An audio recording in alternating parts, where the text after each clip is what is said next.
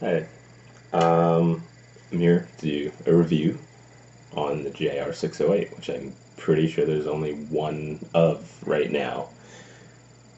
Yes, people that own them don't make videos, but anyway, I guess we can move from the base to the tip of the headstock just in order. I'll cover everything I remember, starting from the strap locks. These are not gold. They do not ship gold with this guitar. They are chrome and they're not locking, but I got them swapped out for like 15 bucks to these Schaller gold ones that go perfectly with the gold hardware, which is great. The body is swamp ash, which like you're not really gonna see. Like it has to be in really direct light. It's weird, but this does give you that view of what you're gonna be seeing mostly. But swamp ash body, wings. It's a neck through, obviously, with walnut, two kind of large walnut pieces that start the neck, and then two thin maple pieces, and then one medium-sized piece of Paduke, which is a nice like red running through the back, and pretty much everything's stained different shades of purple except for the red and the Paduke there. It's got a nice little carbon fiber plate over all your electronics. Tummy carve in the back of the body. That's about it for carves back here. It's pretty square around the sides. And then you've got obviously your beveled edge, which I really enjoy. I love carved top guitars. It looks like it's like half. I don't know. I want to say like a quarter of an inch, maybe. At least at the sides, anyway, because obviously it's carved. It was a pretty substantial piece of quilted maple that I really like. The finish is supposed to be a faded blue to me. I mean, it could pass for a faded blue, I guess. It almost looks gray to me, but I really like it. I mean, it's a great top aesthetically with a black burst around the sides. Moving on to some of the hardware, we've got your coil tap, which I'll get to the pickups in a second. Obviously, coil tap does what you think a coil tap will do, drops volume a little bit, sorry, but that is to be expected from a coil tap. Pretty standard, kind of Gibson-y, PRS-y sometimes looking knobs. Nothing new there. 5-way switch, which is great. I'll get to the switching in a second when I talk about the pickups. Schaller Hans bridge. This thing is amazing. I love it.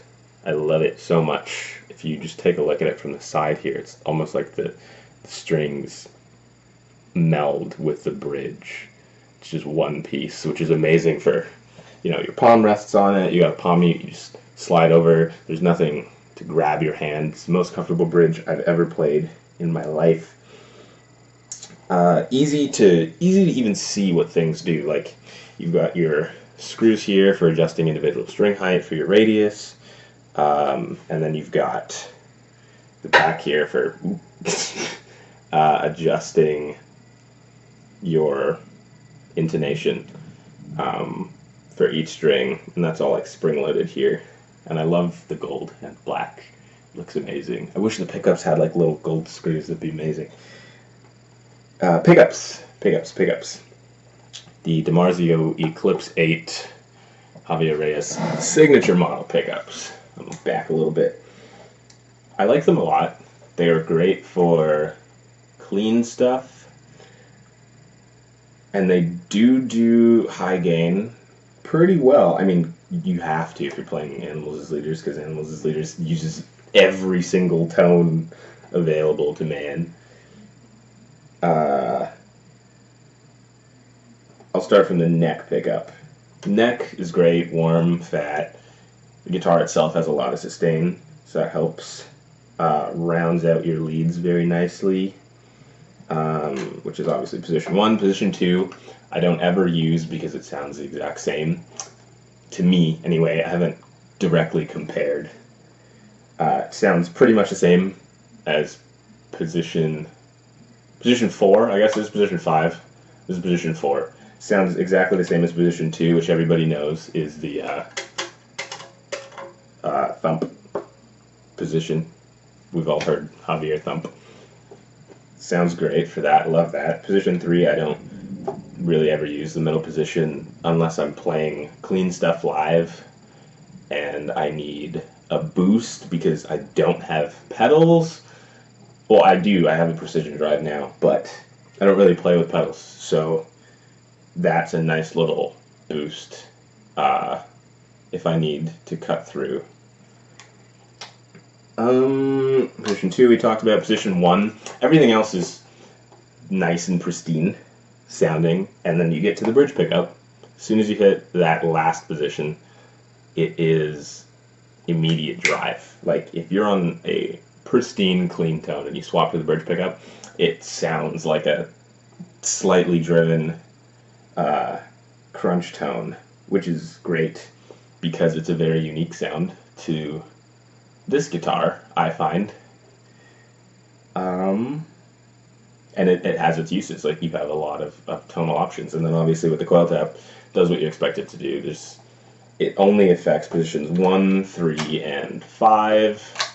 The coil taps, or the coil split positions, are not affected by the coil tap.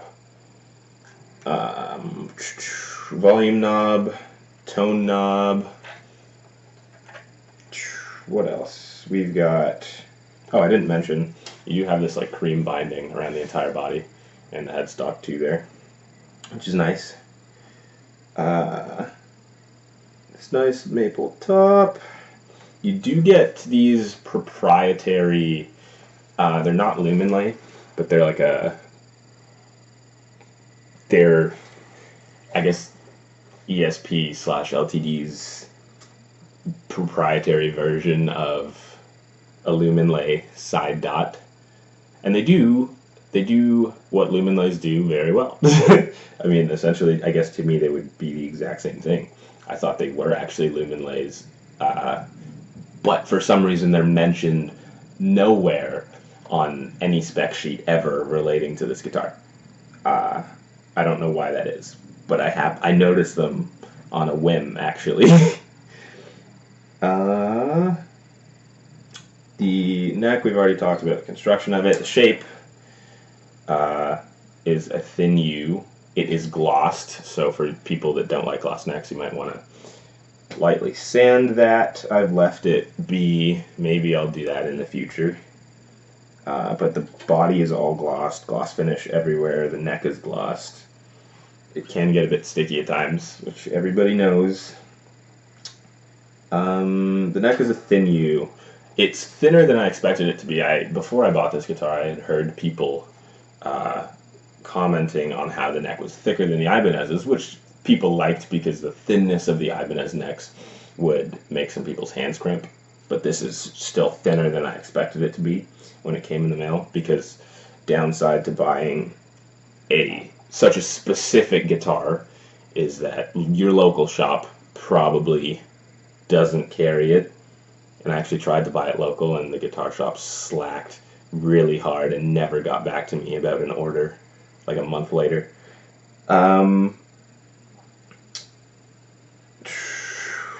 Neck feels great. The back is pretty flat. It's just two kind of curves shaped like it's basically like a U if you squished it. Like this kind of shape, which I like. Fretboard radius, I think it's 14 inches. Don't quote me on it. Can I pull it up here? It's 350 millimeters, which I think is 14 inches. I don't know. Somewhere around there. Yeah, somewhere there. 13 and a half, 14. You don't really notice like the curvature of it, like bending. Feels fine. This guitar does ship with really light string gauges, which is weird. I think a 9 to 64 set was on here when I got it, and Tosin and Javier both play 10 to 74s. And I will say, I'm about to put a 78 in here, and I will say even getting the 74 in was a challenge. At the back here, it doesn't want to go all the way into the slot that's made for it. And my guitar tech did have to sort of, not Dremel, but scratch a little bit away so that the string sat the way it was supposed to. I hope I don't have to do that again with the 78. Inlays. I love the inlays, actually. Thinking about buying a custom guitar next, and I want these inlays in there. It's two pearloid strips surrounding a carbon fiber strip, which, like, if I had a really high quality camera, you would be able to see the nice wave in the pearloid, contrasted by the almost square looking overlaps in the carbon fiber bits. It says JR608 right there at the 12th fret. Gold hardware, obviously, as you can see. The fretwork was okay right out of the box. I don't think anything was super sharp, but I did have to get them leveled because they weren't upon arrival, which isn't a huge deal unless you're dealing with really low action. Like, I do have it set up with pretty low action. But I did get them leveled. And the radius was off. I'm not sure if that was the retailer making a mistake in setting it up, but the radius on each individual string height was off in relation to the neck. No blocking nut or anything. You don't have a trem, you don't really need it. Carbon fiber truss rod cover, which is pretty great. I like the aesthetic of it. Headstock, same finish as the body with your cream binding. Proprietary LTD locking tuners, which are great tuners. This guitar stays in tune very well. And the headstock is angled. So hopefully I don't drop it ever, because that would suck. Neck through body, neck snapped off. And I think that's about all there is to say with this thing. It came with a couple blemishes that I'm pretty sure I'm not going to be able to get the details of on this camera, but it's nothing huge. Like, it's just a couple blemishes in nicks in the wood right here, on the side of the where the fretboard meets the neck, which you don't have to look at when you play because it's down there. Everything on this side is pristine. Yeah, I think that's about it. Aesthetically, love it. It's got Javier's signature on the back, right there on the headstock. The carve here. I'll talk about the neck joint. I didn't talk about that. Neck joint it's nice. Honestly, neck through bodies obviously have great looking neck joints. Like, I could just stare at that all day. One piece of wood. Oh. It is a little fat. It is a little fat because this is a 24 fret guitar. It's a very substantial body on this guitar, and when I'm up here at the higher frets, you know, your thumb can kind of, you don't really want it there. That's huge, so it kind of has to default to sliding back down here, which isn't the most comfortable, but Javier doesn't really shred on the upper frets anyway, so I don't think he ever has that issue. It's not a super shredder-oriented guitar, but it's very well-rounded, and I like it a lot. Yeah. And I actually just noticed a blemish just now. In my volume knob, tone knob, it's almost like it cracked, and I can see, like, on the inside of it, it looks like there's an air pocket in there, which is weird, because the tone knob doesn't have that at all. But again, small things, nothing that affects the overall playability of this guitar. Probably rate it like an 8 out of 10. If the neck wasn't glossed, it'd probably be like an 8.5. I don't really have any need to sell it right now.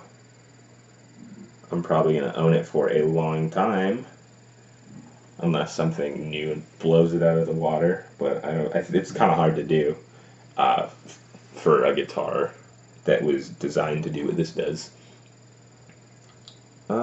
Yeah. So thanks for watching this longer than expected little talk about this guitar. If you want to hear tone samples, I guess you can go to my Instagram. I don't know how to edit that into this video, so I'm not going to do that, but it'll be in the description. And I can do another video on tones if people want it. Yeah, that's about it.